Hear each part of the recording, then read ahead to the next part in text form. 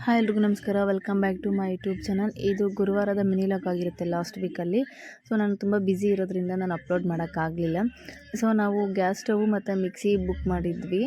So ಅದು ಬಂದಿತ್ತು, ಅದು ರಿವೀಲ್ ಮಾಡ್ತಾ ಇದ್ದೀನಿ. ತುಂಬ ದಿನದಿಂದ ಆಸೆ ಇತ್ತು 4 ಸ್ಟವ್ ಬೇಕು ಅಂತ. ಸೊ ಫೈನಲಿ ನಮ್ಮ ಹಸ್ಬೆಂಡು ಫೆಬ್ರವರಿ 17th ವೆಡ್ಡಿಂಗ್ ಅನ್ನಿಸ್ದೇ ಇರೋದಕ್ಕೆ ಇವಾಗ ಅಡ್ವಾನ್ಸಾಗಿ ಇದನ್ನ ಕೊಡಿಸ್ಬಿಟ್ರು. ಸೊ ಅದಕ್ಕೆ ನನಗೆ ತುಂಬ ಖುಷಿ ಆಯಿತು. ನಾನು ಯಾವಾಗಲೂ ಏನೇ ತೊಗೊಂಡ್ರು ನಾನು ಗುರುವಾರ ಹೊತ್ತು ಅದನ್ನ ರಿವೀಲ್ ಮಾಡಿ ತೊಗೊತೀನಿ ಮನೆಗೆ.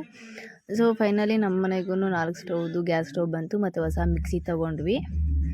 ಸೊ ನನಗೆ ತುಂಬ ಇಷ್ಟ ಆಯಿತು. ಇದು ಯಾವ ಥರ ಅಂದರೆ ಸ್ವಲ್ಪ ಹಳೆ ಮಾಡಲ್ಲೇ, ಬಟ್ ನನಗೆ ತುಂಬ ಆಸೆ ಇದ್ದಿದ್ದು ಇದೇ ಥರ ತೊಗೊಳ್ಬೇಕು ಅಂತ.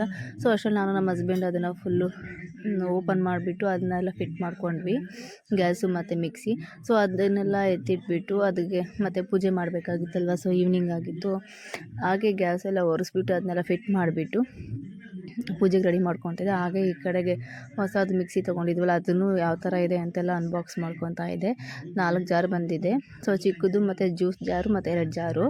ನಮ್ಮ ಮನೇಲಿ ಖಾರ ರುಬ್ಬೋದಕ್ಕೆ ಬೇಕು ಅಂತಲೇ ನಾವು ಇದನ್ನು ತೊಗೊಂಡಿದ್ದು. ಫಿಶ್ಗೆ ಬೇಕಲ್ವ. So red masala, green masala, so ಅದಕ್ಕಂತಲೇ ನಾವು ದೊಡ್ಡದಾಗಿ ತೊಗೊಂಡಿದ್ವಿ. ಸೊ ಇದನ್ನೆಲ್ಲ ತೊಗೊಂಡು ಎಲ್ಲ ಅನ್ಬಾಕ್ಸ್ ಮಾಡಿಕೊಂಡ್ರೆ, ಇದೆಲ್ಲ ತೊಗೊಂಡಿದ್ದಕ್ಕೆ ಹೊಸ ಲಂಚ್ ಬಾಕ್ಸು ಮತ್ತು 3 ವಾಟ್ರ್ ಬಾಟ್ಲು ಕೊಟ್ಟಿದ್ರು. ನನ್ನ ಮಗನಿಗೆ ತುಂಬ ಇಷ್ಟ ಆಯಿತು ಲಂಚ್ ಬಾಕ್ಸು. ಸೊ ಅವನಿಗೆ ಅಂತಲೇ ಅದನ್ನು ನಾನು ತೊಗೊಂಡೆ. ಅದೂ ಲಂಚ್ ಬಾಕ್ಸು ಮತ್ತು ವಾಟ್ರ್ ಬಾಟ್ಲು. ನಮ್ಮ ಅಕ್ಕ ಬಂದಿಲ್ಲ, ಅವಳಿಗೂ ಒಂದು ವಾಟ್ರ್ ಬಾಟ್ಲು ಕೊಟ್ಟು ನಾನು ಒಂದು ತೊಗೊಂಡೆ. ಫೈನಲಿ ಹಾಲೆಲ್ಲ ಉಕ್ಕಿಸ್ಬಿಟ್ಟು ಪೂಜೆ ಮತ್ತೆ ಮಾಡಿಕೊಂಡೆ. Thank you for watching. See in the next vlog.